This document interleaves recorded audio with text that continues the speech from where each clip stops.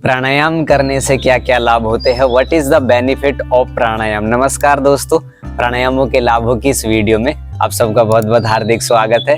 और आज हम जो चर्चा करेंगे ना वो बहुत अच्छी है और मुख्य रूप से 8 हमारे योग के अंदर प्राणायाम करवाए जाते हैं, जैसे कि कपालभाति, उद्गीत, भस्त्रिका, अनुलोम विलोम, बाह्य, उज्जयी, भ्रामरी। इन सब के लाभ अलग अलग होते हैं। कपालभाति करोगे अलग लाभ होगा, अनुलोम विलोम प्राणायाम करोगे अलग लाभ होगा, भस्त्रिका करोगे अलग लाभ होगा। जैसे अगर मान लीजिए आप कपालभाति प्राणायाम कर रहे हो तो मूलाधार में झटका लगेगा, तो हमारा जो मूलाधार चक्र है वो जागृत होगा और वहां से रिलेटेड हमको जितनी भी समस्याएं है धीरे धीरे करके हमारे शरीर से आउट हो जाएगी। भस्त्रिका प्राणायाम कोई व्यक्ति करेगा तो सीधा असर हमारे रेस्पिरेटरी सिस्टम के ऊपर पड़ता है। अनुलोम विलोम प्राणायाम करने से हमारी नस नाड़ियों का शोधन तुरंत होने लगता है, जिस स्टेज में हम अनुलोम विलोम प्राणायाम का अभ्यास करते हैं। भ्रामरी प्राणायाम करने से हमारा मन स्वतः ही शांत होने लगता है। उद्गीत प्राणायाम करने से हमारी जिह्वा अच्छी होने लगती है और प्रणव प्राणायाम करने से हमारा ध्यान घटित होने लगता है। ये तो बेसिकली हम ऐसा बता इसलिए रहे हैं क्योंकि लोग अवेयर थोड़े हो जाए और योग करना वो शुरू कर दे। अगर आप भी अभी तक योग नहीं कर रहे हो ना तो योग जरूर करना स्टार्ट कर देना। और चैनल पर अगर आप मुझे देख रहे हो तो अभी से दोस्तों सब्सक्राइब कर लेना, क्योंकि योग से रिलेटेड हम इसके ऊपर वीडियोस अपलोड करते रहते हैं। अब हम डीपली समझते हैं कि कैसे कैसे ये प्राणायाम हमारे शरीर में लाभ करते हैं। देखो, जिस प्रकार से बाहर की जो अग्नि होती है वो धातुओं को जला करके उनको शुद्ध कर देती है, उसी प्रकार से जब हम प्राण रूपी वायु को अपने भीतर ग्रहण करते हैं तो हमारी जठराग्नि को ये तीव्र करती है और वो जठराग्नि हमारे शरीर के अंदर आम आदि ऐसे विषाक्त तत्वों को जला डालती है, भून डालती है।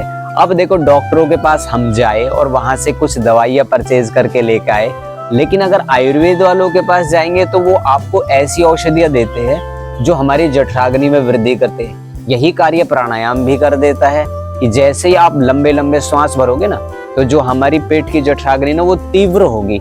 इसका क्या अभिप्राय होता है? इसका सीधा सा अर्थ निकलता है, अगर आप प्राणायाम करोगे ना तो आपकी भूख बढ़ेगी, आपकी जठराग्नि अच्छी हो जाएगी। और जिस व्यक्ति की जठराग्नि अच्छी होती है ना उसको ना कोई रोग होता ही नहीं है। रोग उनको होते हैं जिनकी जठराग्नि मंद हो जाती है। हमारा आयुर्वेद भी तो कहता है ना, सर्वे रोग आपी मंदे अग्नो जायते। इसलिए अगर आपको अपनी जठराग्नि को वृद्ध करना है, बढ़ाना है, तो आपको प्राणायाम का अभ्यास करना चाहिए। पहला बेनिफिट होगा आपके पेट से रिलेटेड समस्याओं में। दूसरा इसका सीधा लाभ होगा आपके मस्तिष्क के ऊपर, क्योंकि प्राणायाम जैसे आप कपालभाति कर लो, अनुलोम विलोम कर लो, कोई भी कर लो, सबसे पहले आपका जो ये ब्रेन है ना ये बिल्कुल ही ऐसा हो जाएगा कि आप ये कहोगे कि मेरा सर तो इतना भारी हो रहा था और मेरे साथ कुछ ऐसी बात घटी, ऐसा हुआ और मैं तो टेंशन में था। मैंने ना देखो अनुलोम विलोम प्राणायाम किया, कपालभाति प्राणायाम किया, मुझे तो ये पता ही नहीं लगा कि कब मेरा स्ट्रेस रिलीज हो गया। अगर अभी भी आप 5 मिनट अनुलोम विलोम कर लोगे ना तो आपका जो स्ट्रेस है ना पूरा का पूरा आपकी बॉडी से वॉश आउट हो जाएगा। लेकिन करने का तरीका आपको पता होना चाहिए कि एक आसन की एक एक प्राणायाम की विधि हमने चैनल पे अपलोड की है, आप जा करके एक बार चेक भी कर सकते हो। तो दूसरा बेनिफिट होगा आपका मस्तिष्क शांत हो जाएगा। अब तीसरा बड़ा लाभ ये है कि जो भी व्यक्ति पढ़ाई लिखाई का कार्य करते हैं और उनको लंबा ही काम करना पड़ता है, 8-8 घंटे, 10-10 घंटे, तो प्राणायाम किया करो। प्राणायाम से ऑक्सीजन पूरी जाएगी और ब्रेन को जब ऑक्सीजन पूरी मिलेगी ना तो ब्रेन को मजा आ जाता है, आनंद आ जाता है। जितना उसको ऑक्सीजन दोगे ना उतना खुश रहेगा। तो आपको अगर अपने दिमाग को अच्छा रखना है, खुश रखना है, तो प्राणायाम का अभ्यास आपको जरूर करना है। कोई भी प्राणायाम, जरूरी नहीं है कि आप एक स्पेसिफिक ही प्राणायाम करो, आप कोई भी प्राणायाम कर लो, वह आपके ब्रेन को अच्छा बनाता है। चौथे नंबर का जो फायदा प्राणायाम करने से आपको होगा कि आपको शरीर के अंदर किसी भी प्रकार का दर्द है, ज्यादातर दर्द वात के कारण होते हैं और वात के रोग 80 प्रकार से ज्यादा के होते हैं। इसलिए वात को भी अगर नियंत्रित आपको करना है तो भी आपको प्राणायाम करना ही पड़ेगा। इसके बाद अगला लाभ जो प्राणायाम करने से होगा, आपके शरीर के ऊपर जो वृद्धावस्था का प्रभाव आ गया है ना उसको कम करने के लिए प्राणायाम बहुत ज्यादा जरूरी है। आपने कभी विचार किया है? करके देखो, वो ऋषि मुनि 100 साल 150 साल इतना जीवन व्यतीत क्यों कर लिया करते थे? क्योंकि भाई और बहनों वो प्राणायाम किया करते थे। और एक प्राण ऐसी विद्या है जो आपको 100 वर्ष तक अच्छे से जीवित रखेगी। इसलिए कभी भी अगर आपको अपने जीवन में मौका मिले ना, तो योगियों को देखना, उनकी आयु देखना, उनका शरीर देखना, उनकी बुद्धि देखना, उनका कुछ भी नोट करोगे, कंपैरिजन करोगे दूसरे किसी ऐसे व्यक्ति से जो गृहस्थ में अपना जीवन व्यतीत कर रहा है, तो आपको ना जमीन आसमान का अंतर मिलेगा। क्यों? क्योंकि वो ना प्राणायाम करता है, वो ध्यान करता है, वो आसन करता है, ऐसे कार्य वो करता है जिससे उसको मानसिक संतुष्टि प्राप्त होती है।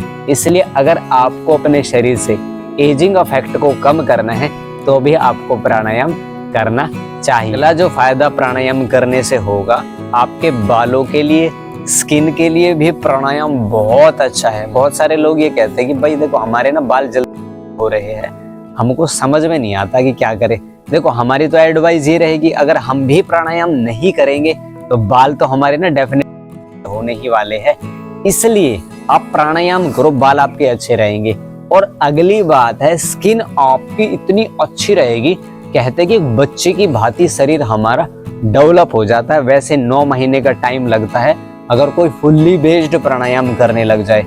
हमारे योग में तो लगभग 2-2, 3-3, 4-4, 5-5, 6-6 घंटे भी प्राणायामों का विधान है। और आपको सुनकर के अचरज भी हो सकता है, जिनको असाध्य रोग शरीर के अंदर हो जाते हैं ना, उनको पूरा दिन प्राणायाम करवाया जाता है। अनुलोम विलोम पे डाल देते हैं, ओमकार का जप करवाते हैं।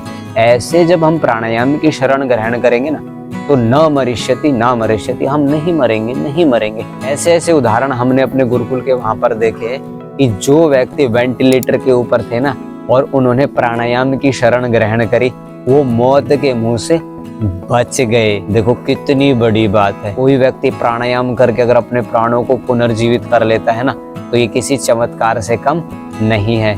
इसलिए प्राणायाम को ना कभी भी हल्के में मत लेना। ये जो लाभ हमने आपको बताए हैं ना, ये बहुत थोड़े हैं। वैसे प्राणायाम के असंख्य लाभ होते हैं। डायबिटीज में ये लाभ देता है, पेट की बीमारियों में ये लाभ देता है, ब्लड सर्कुलेशन में ये लाभ देता है, दिमाग को शांत रखने में ये लाभ देता है। और आध्यात्मिक लाभ आप देखो, प्राणायामाद अशुद्धिक्षय ज्ञान दीप्तिरा अविवेक ख्याते। योग दर्शन के ऋषि कहते हैं कि जब तक उस परमपिता परमेश्वर का दर्शन नहीं हो जाता ना, तो प्राणायाम हमारी उत्तरोत्तर शुद्धि करता रहता है। और यम, नियम, आसन, प्राणायाम, प्रत्याहार, धारणा, ध्यान, समाधि के माध्यम से हम उस परमपिता परमेश्वर तक की यात्रा को तय कर लेते हैं।